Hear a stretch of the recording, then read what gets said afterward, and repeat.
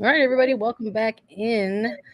We appreciate you all joining us tonight after the games on a Sunday evening. We see the chat going.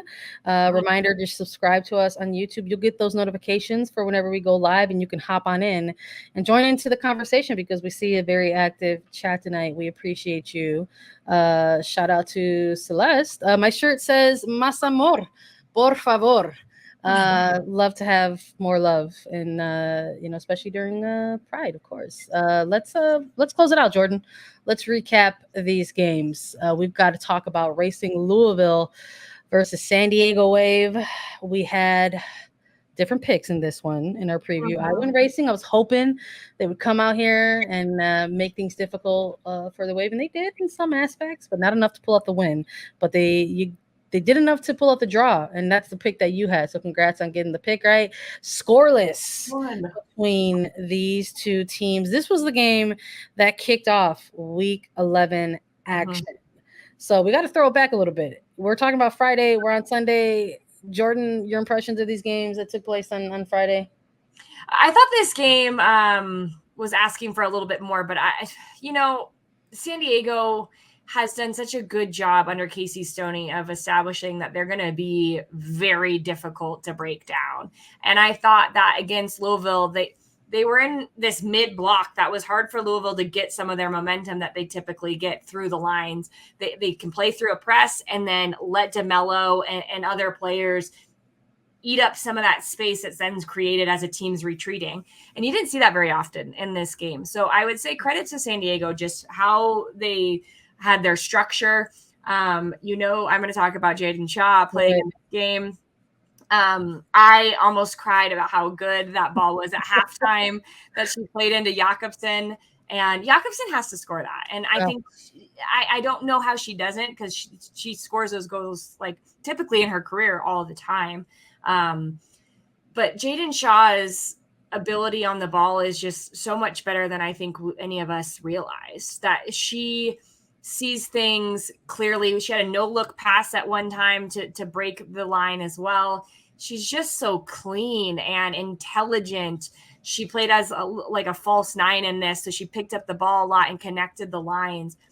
I just think that we are seeing a great player be developed in front of our eyes, and don't sleep on her. Like, don't sleep on watching her do things that are great, but also make mistakes and learn from them, because I think that's one of the things that is so beneficial for these young players too. So I thought she played really well and was a good key piece in what San Diego was trying to do. But not too much in this game. A couple of good saves, but I think it was more the structure of what San Diego had. Louisville still managed to have some good buildups, and I do like what they're doing. I love me some Wong Shuang. She has been great, and it was great to see Katlana from the beginning, and she's going to be a game changer for them, just with her speed and intelligence at high pace. You know how difficult that is, Sandra?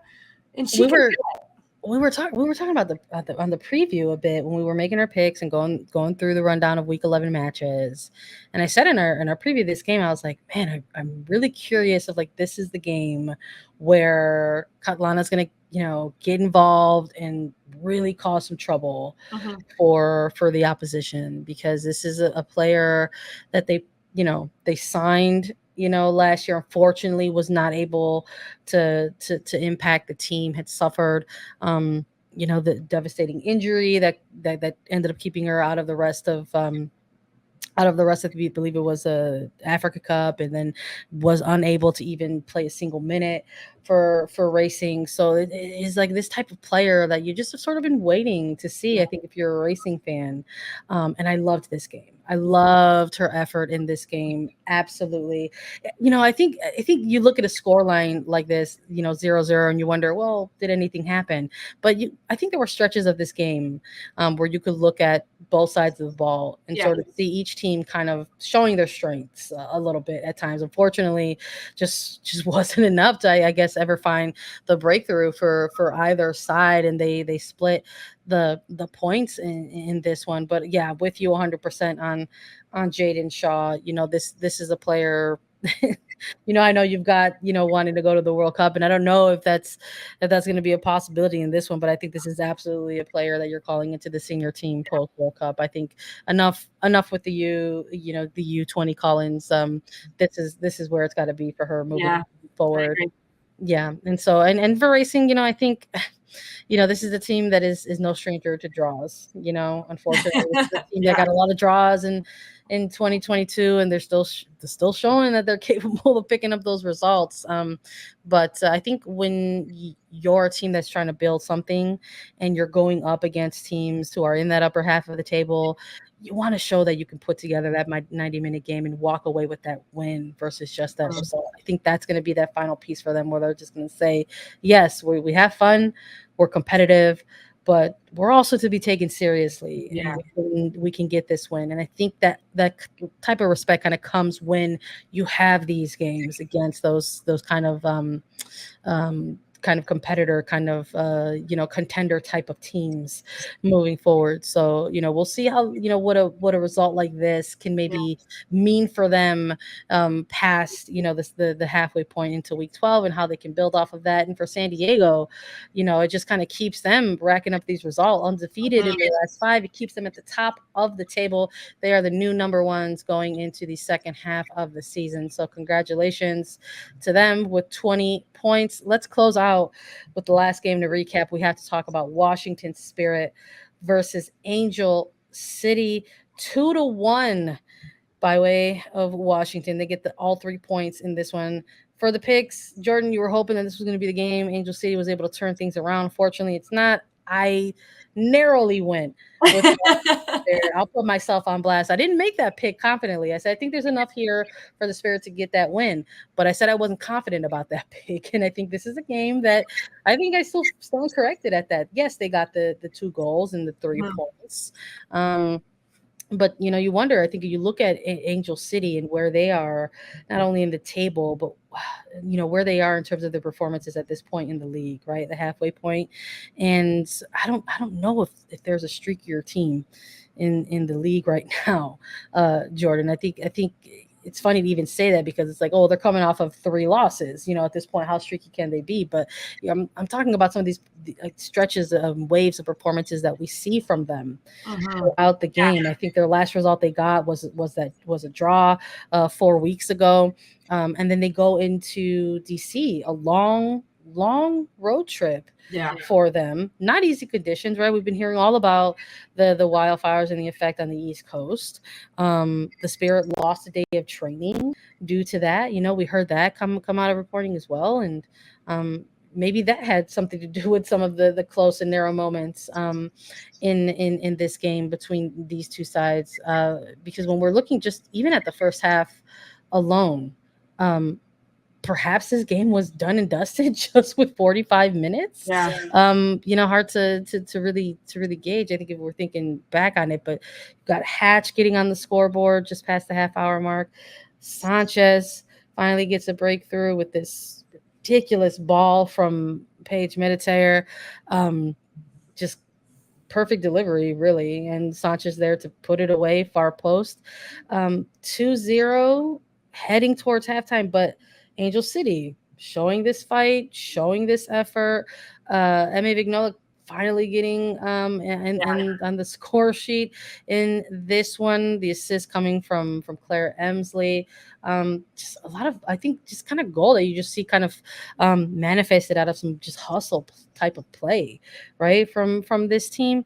And I think that's a player that has kind of shown in some of these performances in Angel City, the player that is just going to like put their head down to the ground and just go. And you're trying to look for those players. You're trying to look for those silver linings with Angel City and kind of these tough results that they're suffering, and from a kind you want to try to build off of that. But this is all in the first half, and then we've got nothing in the second half, and I'm just kind of like, okay, well, maybe I don't know if I would say it was a tale of two halves, but maybe if it's a tale of two halves for both teams, not just one here. Yeah, the thing that's difficult about this Angel City team is, I don't know why I'm getting, there we go. I developed an echo. Sorry, Sandra.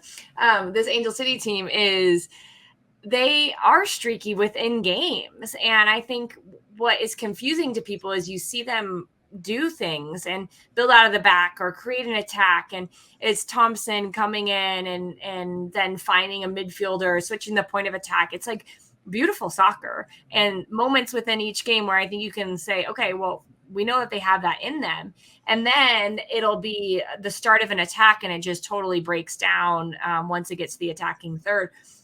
Their last couple of games, I can speak even just this week, they played later in the week, so then they have less rest and maybe it's less time to prep. But you just mentioned Washington had a day less to prep, at least out on the field as well. Angel City expected goals. They've beaten other teams game in and game out. Like I can think a couple of games on hand where they've had good amount of expected goals. And this one, they had almost 2.5 expected goals for. So it's not as if they aren't creating. It's they're getting 19 shots, but only 4 on target. Like, how can they manage to get those shots into a better place where they're challenging a goalkeeper? Even for Washington, the goal that goes off the crossbar and then is scored by Hatch, like that's probably not a high percentage shot that is going to increase your expected goals, but they ended up converting it. So those are the situations that I think are a little bit different for Angel City right now. They're probably going to feel like they're not as lucky as other teams. But I think that everybody is talking about Angel City right now because we're confused as to why a team with some of the players that they have are not getting results.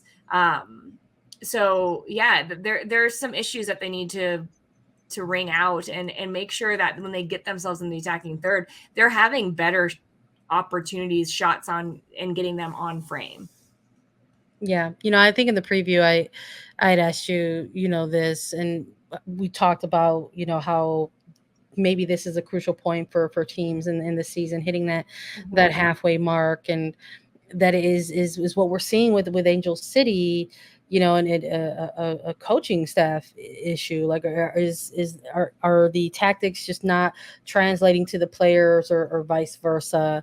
And you mentioned, and I agreed with it, we just didn't really maybe see that a change would happen at that level for the team. But it does make me curious about it, because this is a franchise maybe in a little bit of a different situation than maybe perhaps say like Chicago, for example. I think it's easy to maybe look at Chicago struggles, see like, oh, like someone's head needs to roll and blah, blah, blah. But you have to maybe look at the circumstances and how they're a little different. Like, you've got a franchise, again, like we talked about, that's in the process of being sold or looking for a new owner and new buyer.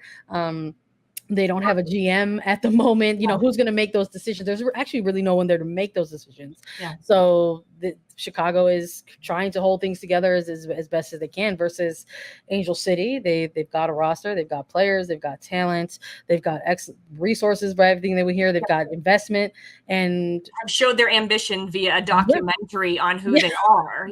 Like, you could catch that on HBO Max, right? We talk all about it all the time, and I think maybe it's because of those things like that you've mentioned and I'm mentioning now, that folks are kind of like, well, if it wouldn't like a sports decision like have been made at this point, but kudos to Cumin, and I believe shout out to Theo. I think he asked in the post game about that. Just, is she feeling pressures or anything at this point in the season? And she very diplomatically just kind of said, her focus has to be on the team and making sure, to get results. And again, I think you talk about trying to control those uncontrollables, and I think those are one of those things. I think if you're the coach, and I think no one knows better than the coach that if the results aren't coming, you have to be the one to try to unlock those things. So I'm curious to see if when that game is going to come for Angel City. When is that result going to come where it sort of feels like they're going to turn things around? Because it kind of feels like, even though it's only the halfway point,